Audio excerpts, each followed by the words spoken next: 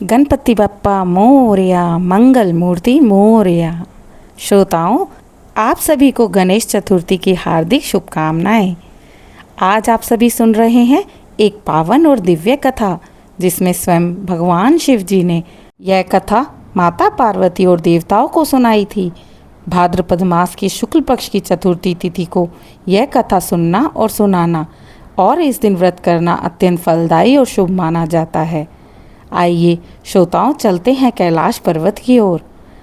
एक बार माता पार्वती ने भगवान शिव से कहा, स्वामी, लोग गणेश चतुर्थी का व्रत करते हैं, लेकिन इसका महत्व क्या है? क्यों इस दिन गणपति जी की पूजा होती है? कृपया इसे मुझे विस्तार में बताइए। भगवान शिव जी ने मुस्कुराते हुए कहा, हे देवी, तुम्हारा ये प्रश्न त्रिलोक के लिए कल्याणकारी है। आज मैं तुम्हें गणेश जी की महिमा और जन्म की कथा सुनाता हूँ। भगवान शिव आगे बोले, हे पार्वती, एक दिन तुमने स्नान के समय अपने शरीर से उपटन का लेप निकाला और उससे एक सुंदर बालक की प्रतिमा बनाई। तुमने उसमें प्राण फूंक दिए और कहा, हे पुत्र, जब तक मैं स्नान कर रही हूँ, इस द्वार की रक्षा करना तुम्हारा कर्तव्य है। किसी को भी भीतर मत आने देना। वह छोटा सा नन्हा सा बालक द्वारपाल की तरह वहाँ खड़ा रहा। उसी घड़ी मैं वहाँ पहुँच गया। मैंने अंदर जाने की इच्छा व्यक्त की, परंतु गणेश जी ने मुझे रोक दिया। उन्होंने कहा, माता ने मुझे आदेश दिया है कि कोई भी भीतर नहीं जा सकता। आपको अंदर जाने की अनुमति नहीं है। मैंने उसे बहुत समझाया, किंतु वह अपने कर्तव्य से विचलित ना हुआ। तब मैं बहुत ही क्रोध में था और मैंने क्रोध में आके त्रिशूल से उसका मस्तक काट दिया। शिव आगे बोले, हे देवी, जब तुमने बाहर आकर ये दृश्य देखा तो तुम्हें बहुत ही दुख हुआ। तुम बहुत ही रोने लगी और मुझसे कहा, स्वामी, यह तो मेरा ही पुत्र है। इसे मैंने अपने शरीर के उपटन से बनाया है और मेरे द्वार की रक्षा के लिए मैंने इसमें प्राण फूंक दिए थे। स्वामी, यह मेरा ही पुत्र है। यह कहकर आप रोने लगी और मुझसे पूछा कि आपने इसका वध क्यों किया। तुम्हारे विलाप से संपूर्ण जगत में अशांति फैल गई। देवता, ऋषि, गंधर्व सभी दुखी हो गए।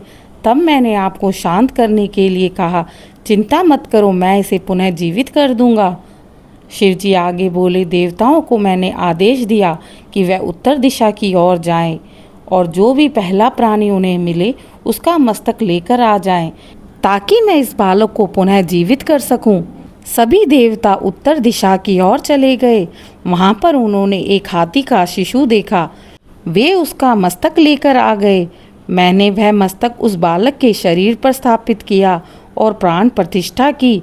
अचानक से वह बालक जीवित हो उठा। मस्तक हाथी का था और शरीर नन्हे बालक का। वह अत्यंत तेजस्वी और दिव्य दिखाई दे रहा था। मैंने सभी को घोषणा की, आज से यह देवताओं में अग्रणी होगा। इसका नाम होगा गणेश। किसी भी कार्य से पूर्ण गणेश जी की पूजा की जाएगी। अगर यह पूजा ना की गई तो वह कार्य संपन्न नहीं होगा। यह विघ्नहर्ता और मंगलकारी कहलाएंगे। आगे शिव बोले, हे पार्वती, गणेश जी का जन्म भाद्रपद शुक्ल चतुर्थी को हुआ था, इसलिए इस दिन गणपति की पूजा विशेष फलदायी है। जो भी भक्त इस दिन उपवास रखकर गणेश जी का पूजन करता है, उसके जीवन में सभी विघ्न बाधाएं दूर होती है। गणपति को मोदक, लड्डू और दूर्वा अत्यंत प्रिय है। 21 दूर्वा दल और 21 मोदक चढ़ाने से वह तुरंत प्रसन्न हो जाते हैं। भक्त को धन, बुद्धि, सौभाग्य और लंबी आयु प्रदान करते हैं। उसके घर में सुख शांति बनी रहती है। गणेश जी को विघ्नहर्ता कहा जाता है, क्योंकि वह अपने भक्तों के जीवन में आई बाधाएं दूर कर देते हैं और उनकी विघ्न हर लेते हैं। यह कथा सुनकर माता पार्वती अत्यंत प्रसन्न हुई। उन्होंने सभी देवियों और स्त्रियों से कहा, हे देवियों, गणेश चतुर्थी का व्रत अवश्य करो। इस व्रत से पति पत्नी का जीवन सुखमय होता है, संतान की रक्षा होती है और घर में कभी दरिद्रता नहीं आती। सच्चा भक्त वही है जो अपने कर्तव्य और धर्म से कभी पीछे ना हटे। जो भी इस व्रत और कथा को श्रद्धा से सुनेगा और करेगा, उसके जीवन की विघ्न बाधाएं दूर होकर सुख शांति और समृद्धि का वास होगा। गणपति बाप्पा मोरया, मंगल मूर्ति मोरया।